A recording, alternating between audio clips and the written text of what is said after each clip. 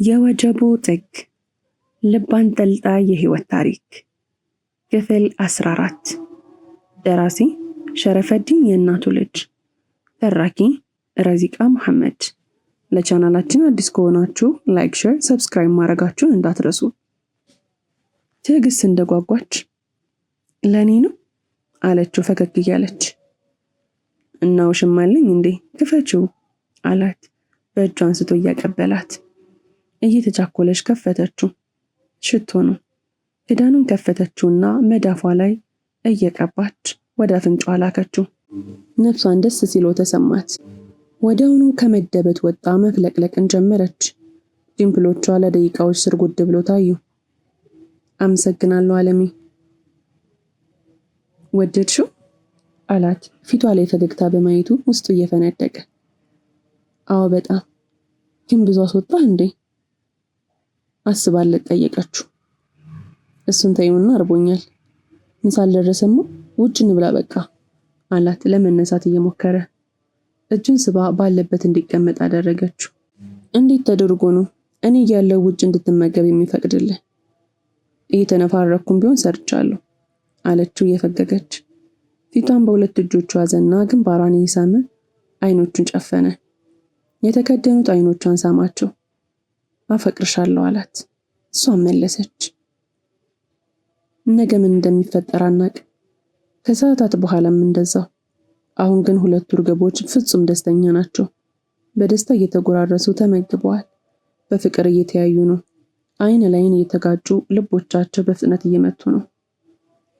ማታ አመሻለሁ። ላይብራሪ የሚሰራቸው ነገሮች አሉ። በቶሎ ለመመለስ እሞክራለሁ።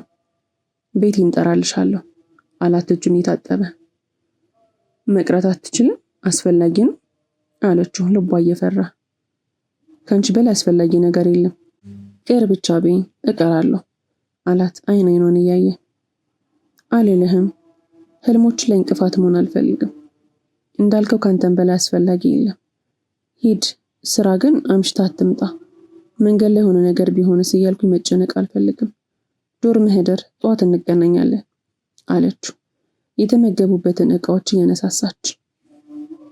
ግን እኮ እናት ብቻሽን ጥዬሽ አልችልም። ቤቴን እጠራታለሁ ብለህ የለ እሷ ጋር እናድራለን። እሺ እናያለን። አሁን ግን ደክሞኛል አላትና እጇን ይዞ ወደ አልጋው ወሰዳት። ባህሪውን ታውቃለች። ትራሱን ደገፋለችና እግሮቿን ዘረጋችለት። እሱ ላይ አስተኝታው እሱም እንቅልፍ ወሰደው። የማላውቃት እናቴ በፍቅር እጆቿ እየዳበሰችኝ ይመስለኛል አላት ጸጉሩን ስታርመሰመስለት ደስ ብሎት። ጸጉሩን እየዳበሰች ግጥም አነበበችለት። አይኖቹ ቀስ እያሉ በዝግታ ተከደኑ። አለምነህ የዶክተር ኤፍሬምን ሙሉ እርዳታ እያገኘ ነው። ከምሽቱ 2 ሰዓት ሆኗል። መኪናቸውን ጨለም ያለ ሰዋራ ቦታ ገትረዋት መሸትሸት እስኪል እየጠበቁ ነው። አለምነህ ከመኪናው ሳይወርድ የቪላ ቤቱን ዋና መግቢያ ትኩረቱን ሰብስቦ እየተመለከተ አካባቢውን እየቃኘ ነው። ከጎኑ ሌላም ሰው ተቀምጧል። የዶክተር ኤፍሬም ታማኝ ሰው ነው። በሩን ለመክፈት እንዲያግዘው ነው የላከለት። ሰዓቱ እየሄደ ከምሽቱ 3 ሰዓት ተኩል ሆነ።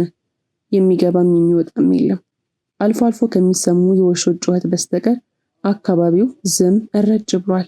ጸጥታው ያስፈራል። በመንገዱ የሚንቀሳቀሱ ሰዎች እንኳን አይታዩም። ኮቴዎች አይሰሙም። ከሚነፍሰው አቧራማ ነፋስ በስተቀር ነገሮች የሚቆሙን የሚመስሉት። ምን አይነት ጣር የሆነ መንፈሶች ቦታ ነው አለ ከጎን የተቀመጠው ሰውዬ ሁኔታው አላመር ብሎት።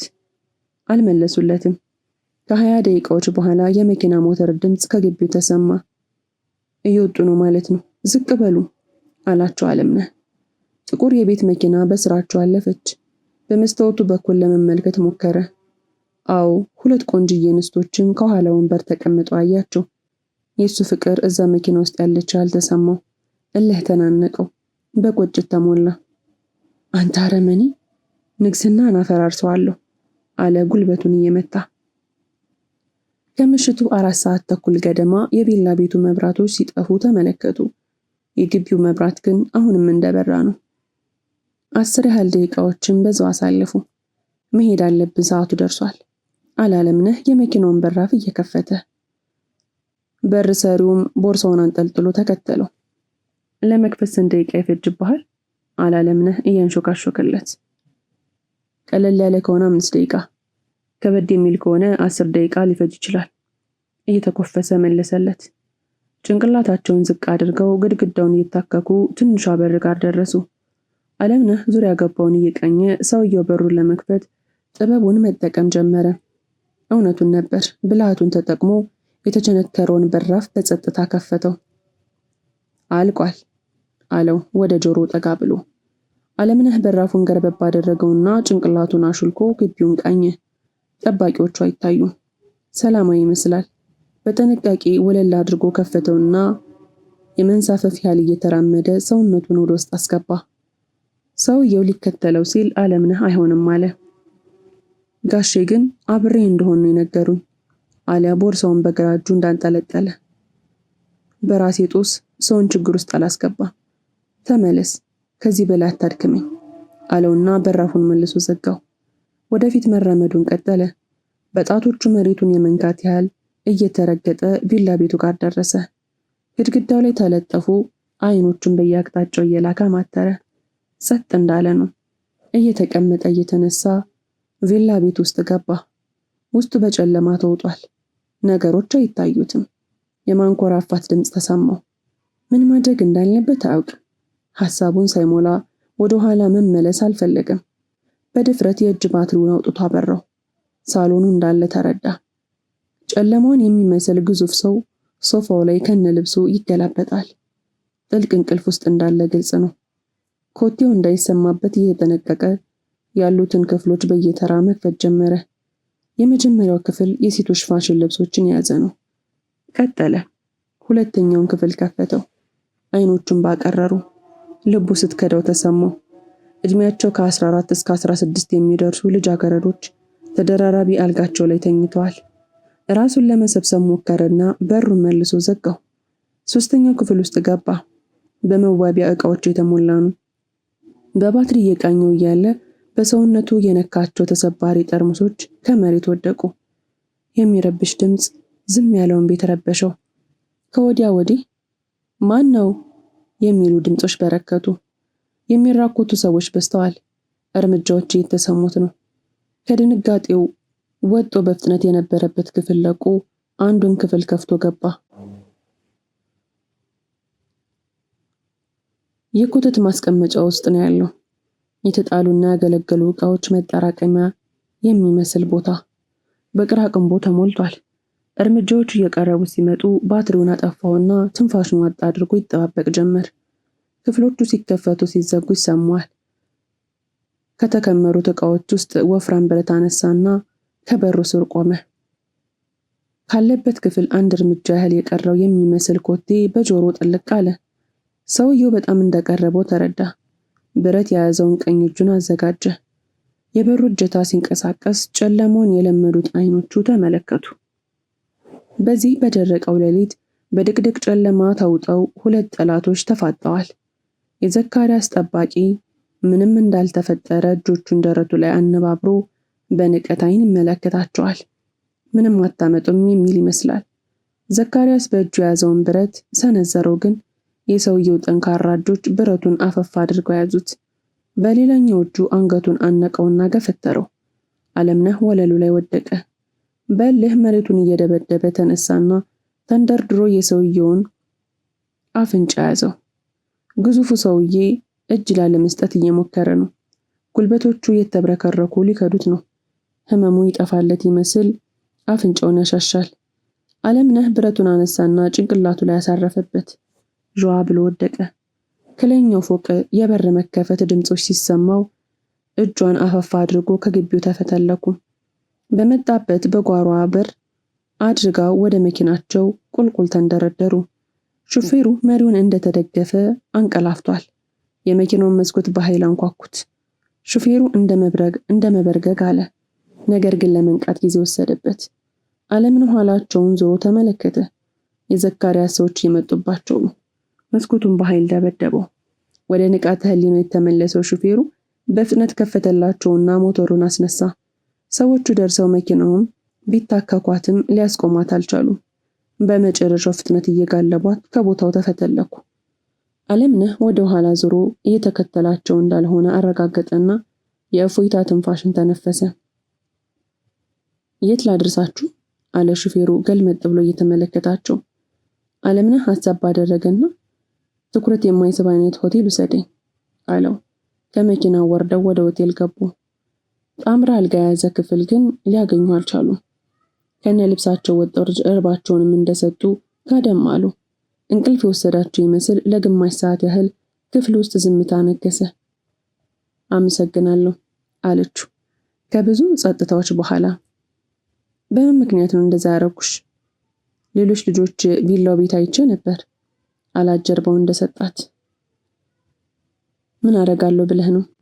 ነፃነቴን ስለጠየቅኩ ነው። ነፃ ለመሆን ስለሞከርኩ።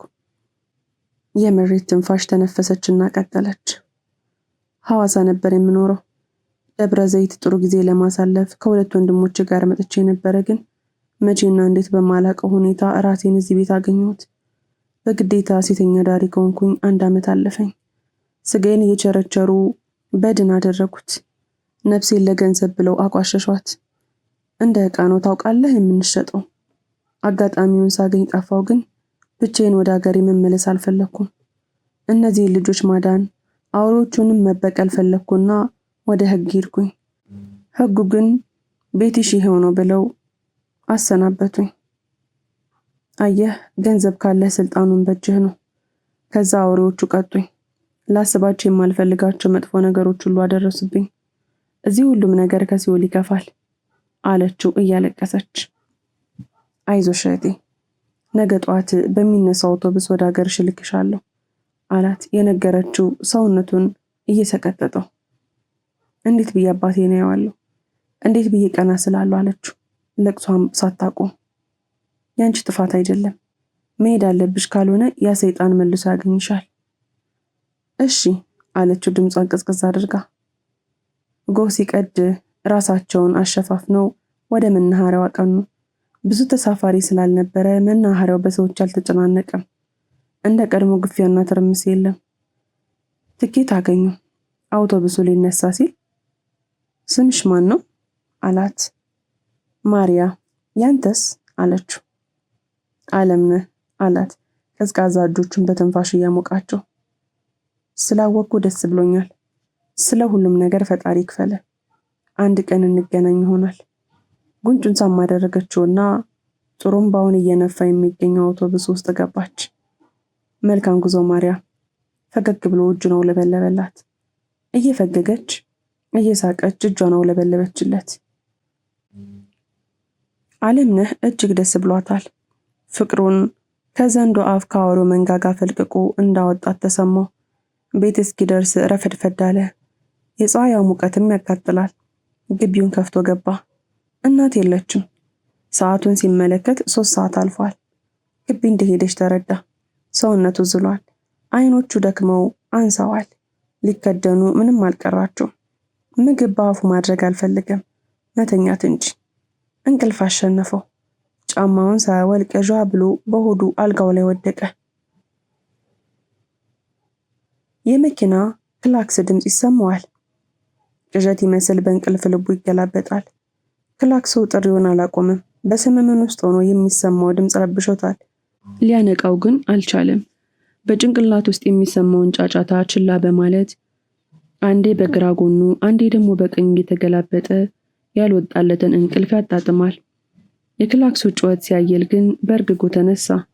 ውሎ የማይታወቅና የማይጨበጥ ቅዠት መሰለውና ፈራ።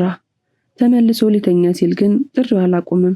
ለመንቃት እየሞከረ ጆሮውን ቀስሮ ሲያዳምጥ ክላክሱ ከግቢ ውጭ ነው። ቅዠት ሳይሆን እሙን እንደሆነ አመንና ካልከው ተስፈነጠረ። ሹፌሩ ይሆናል። ምናልባት ከዶክተር ኤፍሬም መልእክት ይዞ ነው። አለምነህ ያሰበው ነበር። ፊቱን በውሃ አስነካና የበለጠ ንቁ ሆኖ ወደ ግቢው መግቢያ መራ። በራፉን ሲከፍተው ግን ከገመተው ውጭ ሆነ። 3 ጥቋቁር መኪኖች መውጫ መግቢያው ላይ ተደርድረዋል። አለምነህ ወደ ውጭ ወጣና የሚሆነውን መጠባበቅ ጀመረ። ከፊትና ከኋላ ካሉት መኪኖች ሰዎች የተንጠባጠቡ ወረዱ። መሃል ያላቸውን መኪና ሹፌሩ ፈጠን ብሎ ወርዶ በአክብሮት ከፈተለት። ዘካርያስ ካፖርት ትከሻው ላይ ጣል አድርጎ ከመኪናው ወረደ።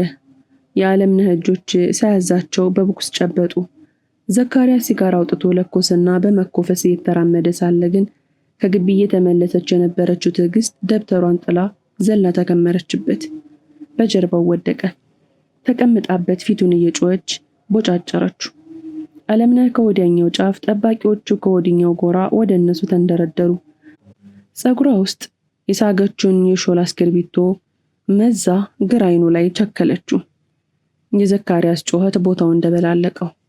ብዕሩ አይኑ ላይ ተቸክሏል። ፊቱ ከአይኑ በሚፈሰው ደም ተጨማልቋል።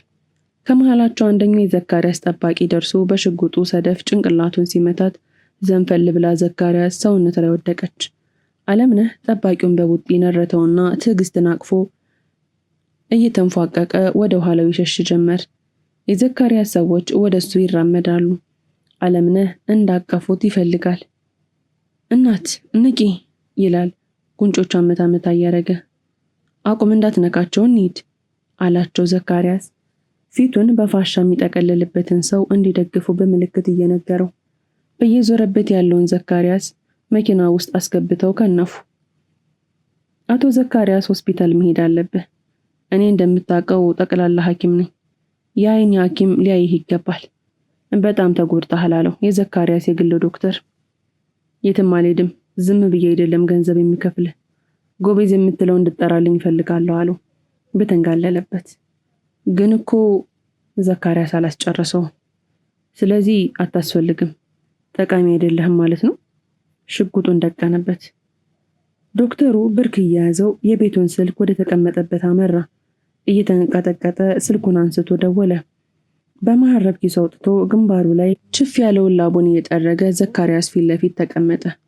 ጉልበቶቹ እርስ በራሳቸው የተጋጩበት ተቸገረ። ከ30 ደቂቃ በኋላ የአይን ሐኪሙ የሕክምና ቁሳቁሶችን ይዞ ከተፍ አለ። አይኑ ተበላሽቷል፣ ከጥቅም ውጭ ሆኗል አለ ባየው ነገር ተደናግጦ። እንዴትም ብለው ወደ ነበረበት መልሰው። ዘካርያስ ጮኸበት። እንዴት ብዬ መልሰዋለሁ? አልችልም። ይሄ ከኛም ከሕክምናውም አቅም በላይ ነው። ማድረግ የምንችለው ኢንፌክሽን እንዳይፈጠርና የቀረውም አይን እንዳይጎዳ ማድረግ ብቻ ነው። ሐኪሙ ያለውን ሁኔታ አስረዳው። እሺ፣ ይህንን እስክርቢቶ ከአይኔ ላይ ዞር አድርግልኝ አላቸው ዘካርያስ የተናደደ። በማደንዘዣ አስተኙትና ቀዶ ጥገና አደረጉለት። ዘካርያስ አይኑን ገለጠ። ሁለቱ ዶክተሮች ኩርምት ብሎ ተቀምጠዋል። ጋርዶቹም ፈንጠር ብለው አንገታቸውን ደፍተው ቆመዋል። ለመነሳት ሲሞክር ቁስሉ አመመው። ምን ያህል ጊዜ ሆነኝ ከተኛው? ጠየቀ ዘካርያስ። 24 ሰዓት መለሰለት ጠቅላላ ሐኪሙ። ይህን ሁሉ ሰዓት ተጋድሜ? ብዙ ስራዎች አሉብኝ እኮ። ጋርዶቹን እንዲደግፉት ነገራቸው። አሁን ላይ መነሳት አትችልም፣ ያዞርሃል። በደም ስር የሚገቡት መድኃኒቶች ግን በቶሎ ያሽሉሃል አለው የአይን ሐኪሙ ባለበት እንዲተኛ እየጠየቀው። ትቀልዳለህ? አንድ ቀን ሙሉ ተኛው እኮ። እኔ እጅ ሰጥቼ አላውቅም። ዘካርያስ ሰዎቹን ተደግፎ ለመቆም ሲሞክር ልቡ ከዳችው። ቤቱ ተሽከረከረበት። ሊወድቅ ሲል ለቀም አደረጉትና መልሰው አስተኙት። ወይኔ ይህች ከይዚ እንዴት ደካማ ታደርገኛለች! በተኛበት አልጋው እንደበደበው። መስታወቱን አቀብሉኝማ እየጮህ አዘዛቸው። አሃ በአንድ አይኔ ማየት ልጀምር ነው። ከት ብሎ ሳቀ፣ የታሸገውን አይኑን እየተመለከተው። ደህና ነህ? የሚንከባከብህን ነርስ እልክልሃለሁ፣ ፈጣሪ ማረ አለ የአይን ሐኪሙ ሳምሶናይቱን እያንጠለጠለ። ግን በአንድ አይኔ ዓለምን ማየት እችላለሁ? ሁሉም ሰው ለኔ ይገዛል? ዘካርያስ ብቻውን እያወራ ብቻውን ይስቃል። ሁለቱ ዶክተሮቹ እየወጡ የዘካርያስ አቃጣሪ የሆነው እየገባ መንገድ ላይ ተገናኙ። ገርመም አድርጓቸው ወደ ውስጥ ዘለቀ። አለቃ እንዴት ነህ? በጣም አዝናለሁ አለ ሰውየው እጆቹን አነባብሮ ከወገቡ ጎንበስ እያለ። አትዘንልኝ፣ ማንም ሰው ለኔ እንዲያዝን አልፈልግም። ይልቅ አይን ሆነኝ አለው ሰውየው። የሚለው ጠፋው። ምን ልታደርጋቸው ነው? አለ ፈራ ተባ እያለ። ምንም አላረጋቸውም ዘካርያስ፣ በአጭሩ መልስ። እንዴት? መጥፎ ሁኔታ ውስጥ ከተውሃል እኮ። መልሶ ተገርሞ ሌላ ጥያቄ አከለ። 2 ልጆች ጠፍተውብናል። የመጀመሪያዋ ስትጠፋ አጋጣሚ አግኝታ የሾለከች መስሎኝ ነበር። ሁለተኛዋን ግን አጋጣሚ ሊሆን አይችልም። የነበረችበት ቦታ እጅግ ውስብስብ ነበረ፣ ግን ከዛ ወጧት። ከኋላዋ የሆነ ሰው ወይንም በደንብ የሚያውቀውን ያህል ተሰማው። ልጅቷ ደግሞ አስቸጋሪ ናት። ስለዚህ ትኩረት መሳብ የለብኝም። ዘካሪያስ ፈርቷል። አለምነህም ሆነ ሌላ ሰው ይህንን ያህል ካወቀው ሴቶቹ አብረውት ከሆኑ በየትኛው ሰዓት አደጋ ሊፈጥርበት እንደሚችሉ ተጠንቅቆ ያውቀዋል። ሴቶቹ አብረውት ከሆኑ በየትኛውም ሰዓት አደጋ ሊፈጥሩበት እንደሚችሉ ጠንቅቆ ያውቃል። ዘካሪያስ ትራስ አነሳና ሽጉጡን ትራሱ ላይ ደቀነው። ትራሱን እንጂ የተደቀነው ሽጉጡን ልብ ያለው የለም። የሽንጡ አፈሙዝ በአቃጣሪው ፊት ለፊት ተነጣጥሯል። የተኩስ ድምፅ ቢላው እንደበላለቀው። ጥይቱ ትራሱን በስቶ ሾልኮ ኢላማውን ልትመታ እየተምዘገዘገች ነው። ከትራሱ ውስጥ የሚወጡት የጥጥ ብናኞች አየር ላይ የተበታተኑ ትንንሽ ደመናዎችን መስለዋል። በድምፅ የተደናገጡ እንደ መበርገግም ቃጣቸው። ከአቃጣሪው አጠገብ የቆመው ጥበቃ ዘንፈል ብሎ ወደቀ። ጥይቷ ደረቱን በስተዋለች። የቪላ ቤቱ የጥበቃ ሰራተኞች ኃላፊ ወዲያው ነበረ ህይወቱ ያለፈችው። ወይ ከሃዲ ነህ ወይ ራስን በትክክል አትሰራም። ዘካሪያስ ከወገቡ ቀና ብሎ አስከሬኑ ላይ ምራቁን እንትፋለበት። እናንተ ኑ ሁሉንም ነገር አጽዱ። እኔን ካስቀየማችሁ እጣችሁ እንደዚህ ነው የሚሆነው አላቸው ኮስተር ብሎ። አንተ ደግሞ አትንቀጥቀጥብኝ። ብልህ ነህ። አንድ አይነቶች ነን። ጭንቅላትህ በተንኮል የተሞላ ነው። እነዚህ እንደምታያቸው ስጋ ብቻ ናቸው። ከጭንቅላታቸው ጡንቻቸው ይቀድማል። ለአንተ ትልቅ ነገር ላድርግልህ ነው። ስልጣን ልሰጥህ ነው። ቀኝ እጄ ትሆናለህ። የሴቶቹን ነገር አንተ ትቆጣጠራለህ። ለዚህ ስራ ትሆናለህ ብዬ አስባለሁ አለው ግንባሩን ቋጠር እያደረገ። ይሄ ለኔ ክብር ነው። በደስታ ነው የምታዘዝ። ግን ትምህርቱስ ከፈለክም ይቋረጥ፣ ችግር የለብኝም አለ ሰውየው። አይ አይቋረጥም። በሳምንት የተወሰኑ ቀናቶች ትሄዳለህ። እዛ ብዙ የምንሰራው ስራ አለ። በዛ ላይ ጓደኛሞችህ ማን ይቆጣጠራቸዋል? አለው አድራሻ ያዘ ወረቀትን የሰጠው። ምንም ነገሩ አላማረኝም። እዚህ አድራሻ ጋር ከተወሰኑ ጠባቂዎች ጋር ሴቶችን ይዘህ ሂድ። የተዘጋጀ ቤት አለልህ። ብዛት ያላቸው ሴቶችንም ታገኛለህ። ጠባቂዎችም አሉልህ። ሁሉም ነገር ምቹ ነው። ስራህን ጀምር፣ እንዳታሳርፍ አለው። ሰውየው ሴቶቹን ይዞ ከአጃቢው ጋር ወደ ተባለው አዳራሽ አመራ። ክፍል 15 ይቀጥላል። ታሪኩን ከወደዳችሁት ላይክ፣ ሼር፣ ሰብስክራይብ ማድረጋችሁን እንዳትረሱ።